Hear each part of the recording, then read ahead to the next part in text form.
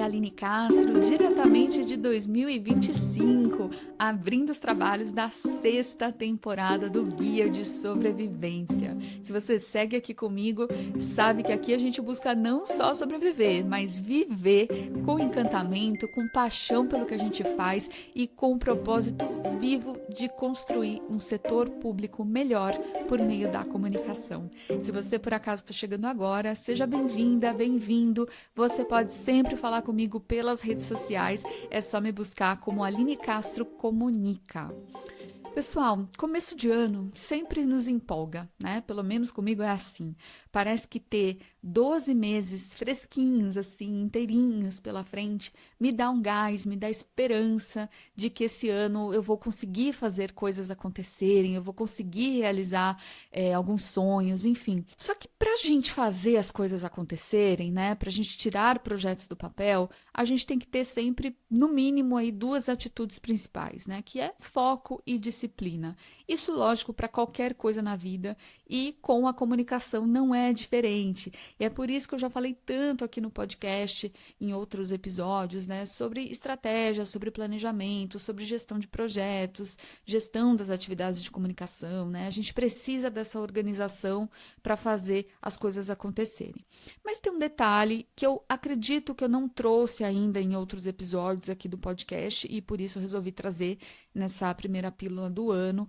É algo que é parte importante do plano de comunicação, que a gente não deve pular essa etapa e que vai justamente nos ajudar a ter mais foco para fazer as coisas acontecerem. E eu estou falando da definição de mensagens-chave, gente, também chamadas de key messages, né, em inglês. Então, quando a gente faz um plano de comunicação, pode ser que a gente se limite ali a listar, né? Por exemplo, 2025 eu vou fazer A, B, C, D, E. Só que tudo isso que a gente listou ganha um potencial muito maior de ser estratégico de fato, né, de dar resultados de fato, se tiver atrelado a mensagens-chave. Então, como é que a gente chega, né, nessas mensagens-chave? A melhor coisa, o exercício que eu, pelo menos, mais gosto de fazer é pensar assim. Hoje é dia 31/12 de 2025, né? Chegamos no último dia do ano. O que eu quero que os meus públicos tenham entendido, feito, assimilado ou interiorizado, né? Aqui neste dia do futuro. Então, é esse exercício de dar esse salto imaginativo para o último dia do ano e pensar o que eu quero, né? Que os meus stakeholders tenham concretizado, feito ou compreendido até este dia do futuro. Então percebam que para definir as mensagens-chave, a gente não pode pular etapas, né? A gente tem que saber quem são os nossos públicos, qual o contexto que eles estão. A gente tem que olhar para os problemas, tanto dos nossos públicos como os da instituição em que a gente atua, né? A Isabela Pimentel, pessoal, é uma profissional que eu admiro demais. Ela tem muita experiência nessa parte de planejamento de comunicação e ela já esteve no nosso podcast 2 vezes. E ela sempre fala que não tem como pular etapas, né? Não dá para a gente ter um plano de comunicação sem fazer diagnóstico. Então, justamente depois do diagnóstico, né, dessa análise, aí você vai se fazer essa pergunta, né, de olhar para o último dia do ano e pensar nas mudanças que você quer ter feito acontecer até essa data. A partir disso, você pensa na mensagem que vai envelopar, que vai propulsionar, que vai estimular essa mudança que você quer fazer acontecer. É importante a gente lembrar que a mensagem-chave ela não é necessariamente um slogan, né? A mensagem-chave ela nem precisa necessariamente aparecer nas nossas campanhas de comunicação. Ela é algo que fica num pano de fundo para os próprios comunicadores terem um norte, terem um guia do que é mais importante dentro daquilo que a gente quer cocriar, que a gente quer fazer acontecer. Então, vamos ver alguns exemplos para deixar tudo mais claro, né?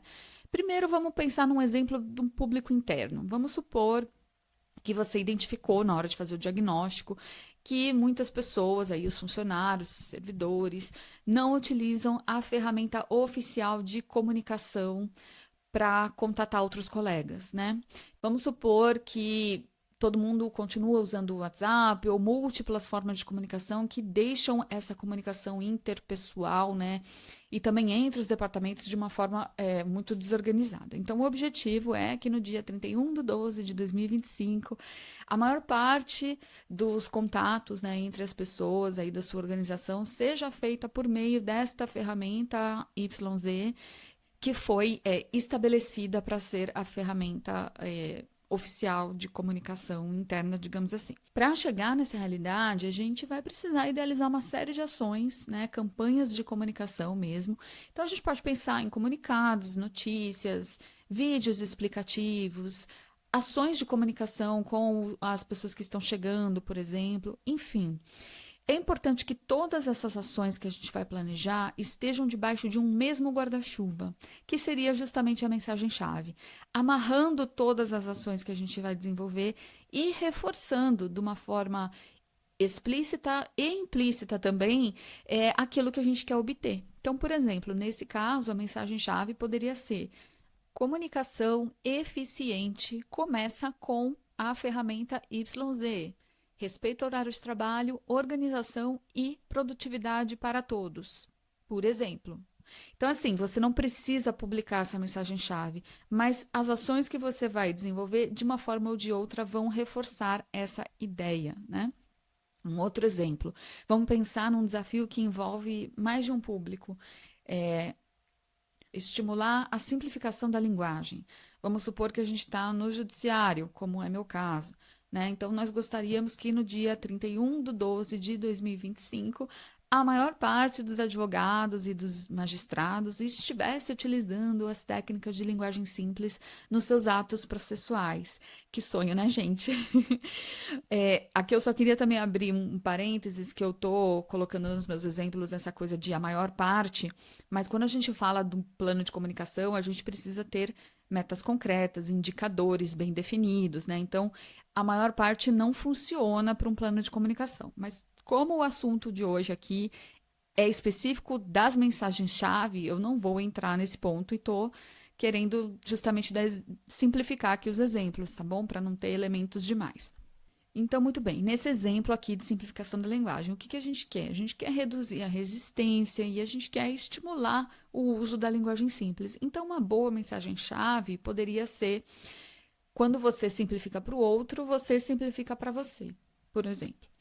Ou seja, todas as ações, campanhas, cursos, tudo que a gente vai desenvolver em torno desse assunto, né, de linguagem simples, vai buscar mostrar para os públicos que o foco, né, que o benefício da linguagem simples não é só para o receptor, né, das mensagens, mas também para o emissor, porque o que vai e volta, né, comunicação é troca, é diálogo, então pode ficar muito melhor e mais fácil para todo mundo quando a linguagem simples vira hábito, vira cultura, né?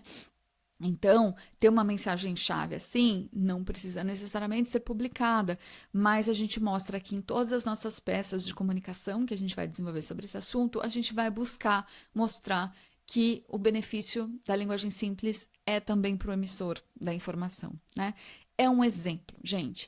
O ponto é, a mensagem-chave, ela vai ajudar a gente a ficar menos solto, né? Por quê? Porque ela reforça, ela funila, ela dá foco mesmo para as nossas ações e ela cria as repetições necessárias para que os stakeholders assimilem, né, aquilo que a gente precisa que eles assimilem. Tem muitas estatísticas que mostram a importância da repetição, né? Então não basta a gente dizer uma vez, a gente tem que dizer a mesma coisa de várias formas diferentes, né? Então a mensagem-chave, ela ajuda a gente a ter este guarda-chuva e aí a gente vai reforçando esta mesma ideia, né, esse mesmo conceito de várias formas, com vários métodos, com várias estratégias diferentes.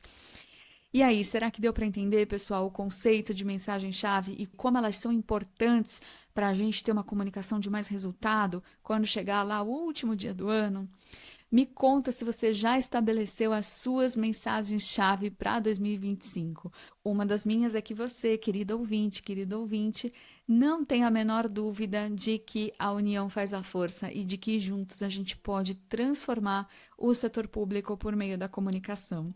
Então, eu sempre recomendo que você se junte à Associação Brasileira de Comunicação Pública para a gente somar esforços e também sempre te lembro para me dar uma forcinha de se inscrever no canal, começar a seguir o podcast se você ainda não segue. No YouTube, pessoal, eu estou engatinhando, então se você puder me dar uma forcinha se inscrevendo, deixando seu comentário lá no canal do YouTube, é só procurar como youtube.com/Aline Castro Comunica.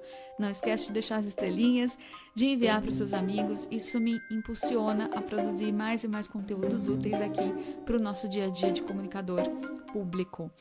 E se você também quiser conhecer um pouco dos cursos que eu ministro, o meu site é alinecastrocomunica.com.br. Pessoal, essa foi mais uma pílula de sobrevivência. Muito obrigada pela companhia, pela audiência, pelo carinho de sempre. Eu espero que seu ano seja cheio de realizações concretas, mas também, principalmente, de muito amor e de muita paz. Um grande beijo e até o próximo episódio do podcast Comunicação Pública Guia de Sobrevivência.